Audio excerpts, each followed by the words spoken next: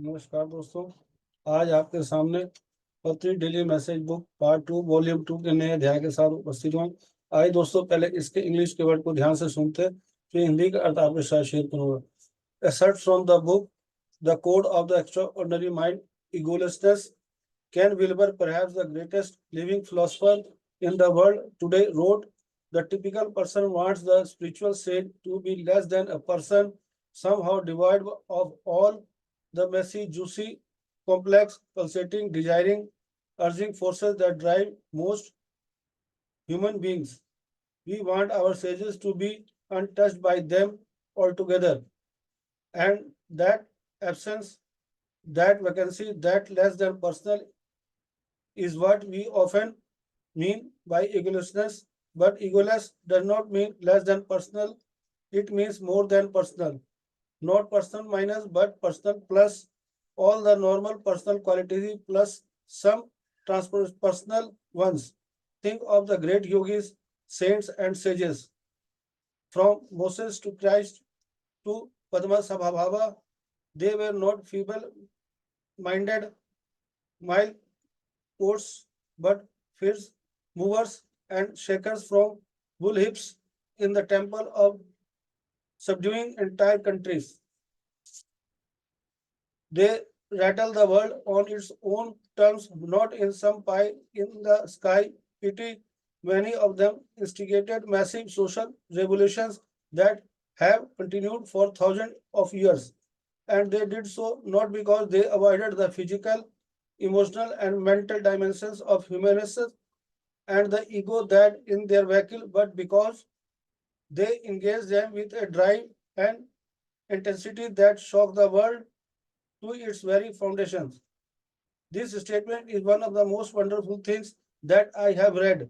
What a truth in enlightenment! We do not become less than personal, we become personal plus we totally exploit our humanist divineness. That is Swashpatri, that is PSSM. आइए दोस्तों, इसको हम दोबारा ध्यान से सुनते हैं।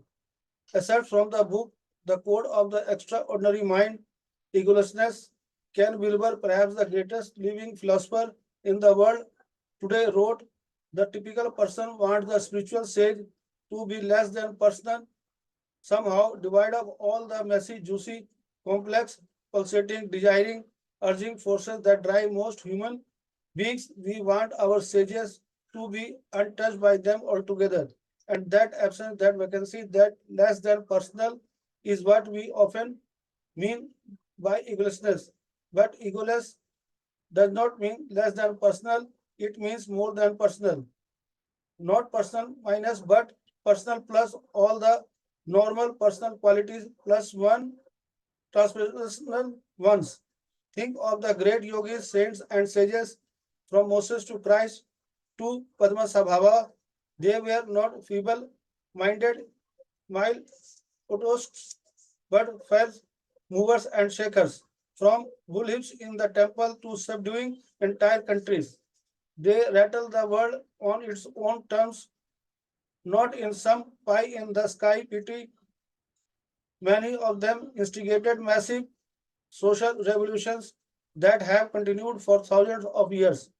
And they did so not because they avoided the physical, emotional, and mental dimensions of humanness and the ego that is their vehicle, but because they engaged them with a drive and intensity that shook the world to its very foundation. This statement is one of the most wonderful things that I have read. What a truth in enlightenment! We do not become less than personal, we become personal plus we totally exploit our humanness plus divineness. That is Swashpatri, that is PSM. आइए दोस्तों, इसके हिंदी के अर्थ को बड़े ध्यान से सुनते हैं और समझते हैं। पुस्तक से अंश असाधारण मन की संहिता, जो संकेत असाधारण मन की संकेत के पुस्तक है, उसके में से कुछ अंश लिए गए हैं। अहंकारिकता के बारे बता रहे हैं। केन विल्बर शायद दुनिया के सबसे महान जीवित दार्शनिक ने लिखा, समान व्यक्ति चाहता है कि आध्यात्मिकता संत एक व्यक्ति से कमतर हो, किसी भी तरह उन सभी गंदा रसदार जटिल स्पंदित इच्छापूर्ण आग्रहकारी शक्तियों से रहित हो जो अधिकांश मनुष्यों को प्रेरित करते हैं। हम चाहते हैं कि हमारे ऋषि उनसे अछूते रहें पूरी तरह से, और वो अनुपस्थिति व रिक्तता व व्यक्तिगत से कम, जिसे हम अक्सर अहंकारहीनता से समझते हैं। लेकिन अहंकार रहित का अर्थ यह है कि व्यक्तिगत से कम नहीं, इसका अर्थ है व्यक्तिगत से अधिक, व्यक्तिगत कम बल्कि व्यक्तिगत ज्यादा, सभी सामान्य व्यक्तिगत गुण और साथ ही कुछ पारस्परिक गुण। महान योगियों, संतों और मुनियों के बारे सोचें। मूसा से लेकर ईसा मसीह और पद संभव तक वे कमजोर दिमाग वाले नहीं बल्कि उग्र रूप से हिलाने वाले थे। मंदिर में बुलबुल से लेकर पूरे देशों को अपने अधीन करने तक उन्होंने दुनिया के अपने शर्तों पर हिलाया, ना कि किसी इन असामान्य धर्मपरायणता से नहीं। उनमें से कई ने बड़े पैमाने पर सामाजिक क्रांतियों का उकसाया जो हजारों वर्ष जारी है, और उन्होंने ऐसा किया नहीं कि उन्होंने मानवता के शारीरिक, भावनात्मक और मानसिक आयामों से परहेज किया जिससे दुनिया को उसकी नींव हिलाकर रख दी। यह कथन सबसे अद्भुत है उसमें से एक है, जो चीजें मैंने पढ़ी क्या सच है? ज्ञानोदय में हम व्यक्तिगत से कम नहीं हो जाते, हम अपने मानव तत्व, दिव्य तत्व को पूरी तरह से दोहन करते हैं। यही है सुभाष पत्री, यही है पीएसएम। आइए दोस्तों, इसको हम दोबारा ध्यान से सुनते और समझते हैं। पुस्तक से अंश असाधारण मन की संहिता, असाधारण मन के संकेत जो पुस्तक है, उसमें से अहंकारिता जो अध्याय है उसके बारे बता रहे हैं। आइए दोस्तों, इसको बड़े ध्यान से सुनते हैं। केन मिलवर एक दुनिया का महान जीवित दार्शनिक है। उसने लिखा है, सामान्य व्यक्ति चाहता है कि आध्यात्मिकता संत एक व्यक्ति से कमतर हो, किसी भी तरह उन सभी गंदा, रसदार, जटिल, स्पंदित, इच्छापूर्ण, आग्रहकारी शक्तियों से रहित हो, और मनुष्यों को प्रेरित करते हैं ये चीजें। वो चाहते हैं कि ऋषि उनसे अछूते रहे पूरी तरह से, और वह अनुपस्थिति, वह रिक्तता, वह व्यक्तिगत से कम, और हम जिसे हम अक्सर अहंकारहीनता से समझते हैं। लेकिन अहंकार रहित का अर्थ यहाँ बता रहे हैं व्यक्तिगत से कम नहीं, इसका अर्थ है व्यक्तिगत से अधिक, व्यक्तिगत कम नहीं बल्कि सामान्य, व्यक्तिगत ज्यादा नहीं, सभी सामान्य व्यक्तिगत गुण और साथ ही कुछ पारस्परिक गुण। महान योगियों और संतों मुनियों के बारे में सोचें।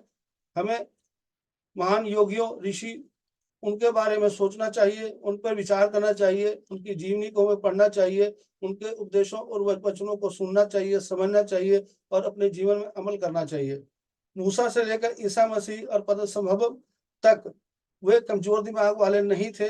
वे यहाँ पत्री सर बता रहे कि ईसा मसीह से लेकर पद स्वभाव तक वे कमजोर दिमाग वाले नहीं थे बल्कि उग्र रूप से हिलाने वाले थे। यहाँ उग्र रूप से हिलाने वाले का मतलब जागरूक करने वाले थे। मंदिर में बुलबुल से लेकर पूरे देश को अपने अधीन करने तक, पूरे देश को अपने विचारों से उनको जागरूक करने के बारे में बता रहे हैं कि उसको अधीन करने तक उन्होंने दुनिया को अपने शर्तों पर हिलाया। अपने शर्तों पर जो उन्होंने उपदेश और जो वचन बताए उस पर से लोगों को जागरूक किया, ना किसी पर इन असामान्य धर्मपरायणता से नहीं। उनमें से कई ने बड़े पैमाने पर सामाजिक क्रांतियों को उकसाया जो हजारों वर्षों से जारी है। आज भी जो ऋषि मुनि जो बैठे हैं और घूम घूम कर प्रचार प्रसार कर रहे हैं और लोगों को जागरूक कर रहे हैं, उसके बारे में बता रहे हैं। उन्होंने ऐसा किया इसलिए नहीं कि उन्होंने मानवता के शारीरिक, मानसिक और भावनात्मक आयामों को परहेज किया। यहाँ तीनों चीज, शारीरिक, मानसिकता और भावनात्मक परहेजों को या कोई से परहेज किया, इस तरह से बता रहे हैं जिससे दुनिया के उसकी नींव को हिला कर रख दिया। जिस तरह उन्होंने प्रचार प्रसार किया तो दुनिया की नींव को हिला कर रख दिया। यह कथन बहुत ही अद्भुत है। उसमें से एक है, जो चीजें उन्होंने पढ़ी, यहाँ बता रहे हैं क्या यह सच है? ज्ञानोदय में हम व्यक्तिगत से कम नहीं और अपने मानव तत्व, दिव्य तत्व का पूरी तरह से दोहन करते हैं। यही है सुभाष पत्री, यही है पीएसएम। दोस्तों, यहाँ पत्ती सर ने इस अहंकारहीनता अध्याय के माध्यम से हमें बता रहे हैं अहंकारहीनता के हमें रहना चाहिए, उससे रहित रहना चाहिए, किस तरह हमें अपने जीवन को व्यतीत करना चाहिए। इस अध्याय के माध्यम से पत्ती सर ने हमें बताया कि ऋषि मुनियों और योगियों को हम उनके बारे में सोचें, उनके जीवनी को पढ़ें और उनके उपदेशों वचनों को सुनकर अपने जीवन को आगे इतना जागरूक करें और आगे की ओर बढ़ें। और पत्ती सर के बताए हुए जो ध्यान, स्वाध्याय, संजय संगति जो बताया उन्होंने, उसको अपने जीवन के अंदर पूर्ण रूप से अपना कर अपने जीवन को हम आनंददायक बनाएं। धन्यवाद दोस्तों। अगर आपको ये अच्छा लगा हो वीडियो तो दोस्तों के साथ जरूर शेयर करें। धन्यवाद। Thank you.